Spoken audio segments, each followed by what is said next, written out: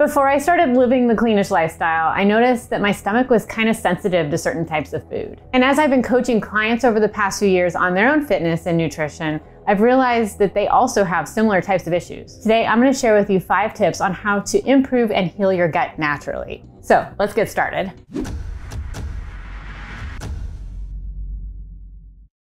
So what's the gut microbiome? It can be kind of difficult to understand the importance and function of the bacteria that exists in our guts. Your gut microbiome consists of trillions of microorganisms and their genetic material, and those populate your intestinal tract. And each person has about 200 different species of bacteria, fungi, and viruses that live in your digestive tract. So the bacteria that live in your digestive tract play a key role in digesting the food that you eat. And studies have actually shown that people who have a large variety of those microorganisms have less risk for diabetes, inflammatory bowel disease, and arthritis. So as you know, if you have any sort of stomach disturbance, you can have some inconvenience and a lot of discomfort. And symptoms like gas, bloating, diarrhea, and other possible indicators are skin irritations, poor sleep, autoimmune conditions, and food intolerances. So let's discuss what causes an unhealthy gut.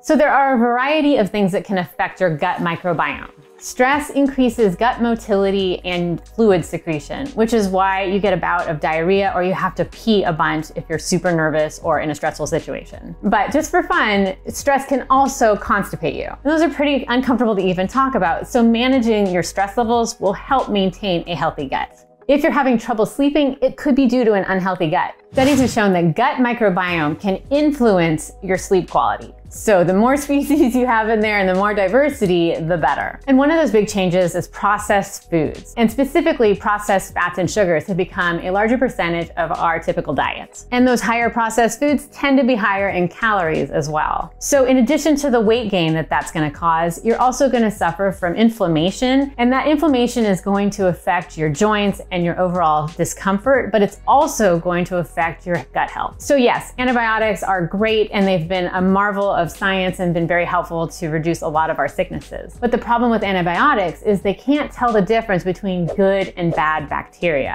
And what that means is that it can really wreak havoc on a healthy gut system. So they're kind of like superheroes that save the world, but they level a whole city and its buildings in the process. And so that lack of healthy gut bacteria can actually lead to gastrointestinal issues that you wouldn't have had you not taken the antibiotics. Fortunately, we don't have to all live with those unhealthy symptoms of an unhealthy gut. And it is completely possible to heal your gut naturally. So let's talk about that. The first thing you want to do is eliminate any triggering foods. And when I say triggering foods, I really mean foods that cause any irritation. If there's something you know whenever you eat it, it causes you to feel uncomfortable and bloated, that is a triggering food. And that discomfort can come in a variety of ways. It can be gas, bloating, heartburn, inflammation, fatigue, acid reflux, and so on. And these symptoms tend to come on just a few hours after you consume that triggering food. So here are the usual suspects. Dairy and lactose intolerance is caused by a shortage of the lactase enzyme,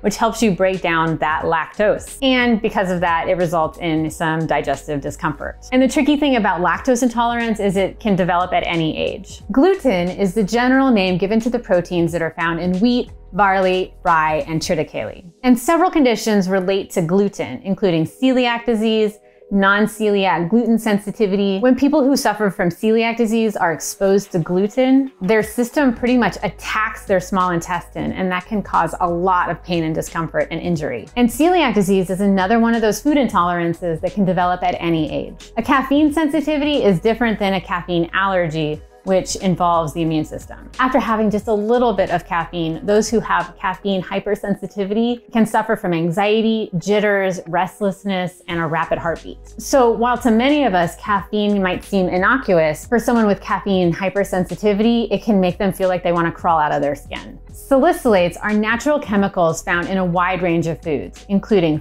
fruits and vegetables, teas, coffee, spices, nuts, and honey. And people who are sensitive to these compounds can have a pretty immediate reaction that's not pleasant. Sulfites are chemicals that are used like a preservative in foods and drinks, like wine. To be clear, I'm not trying to take your wine from you. I'm just trying to make you aware in case when you do drink wine, you have an adverse reaction. For people with a fructose intolerance, the fructose actually isn't absorbed correctly in the blood. Instead, the malabsorbed fructose actually travels to the large intestine, where it gets fermented by the gut bacteria.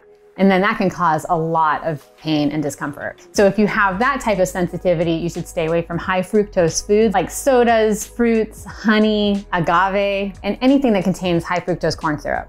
Another way to help heal your gut naturally is to change your diet. So eliminating those processed foods like high processed sugar and fats and replacing them with whole foods like whole grain bread, fruits, and vegetables that are high in fiber, that will all help feed that good bacteria that we're looking to increase. And fiber is actually especially important to your gut. Studies have shown that increasing your fiber intake actually helps to increase all those little nooks and crannies in your gut that will help create more of those populations of those microorganisms. Adding garlic to your diet is also a really good way to increase your gut health and your microbiome diversity. In fact, research has shown that aged garlic extract actually helps increase your gut bacteria. And we're talking about the beneficial bacteria in this case. Also, snacking on fermented foods. If you love kimchi or kombucha, or Greek yogurt, sauerkraut, all of those are really helpful in increasing the natural populations of microorganisms in your gut. And that's because fermented foods are a great source of probiotics. And if you see my video on the best fermented foods to have, you know that kefir and yogurt and sauerkraut and kombucha are all really great options.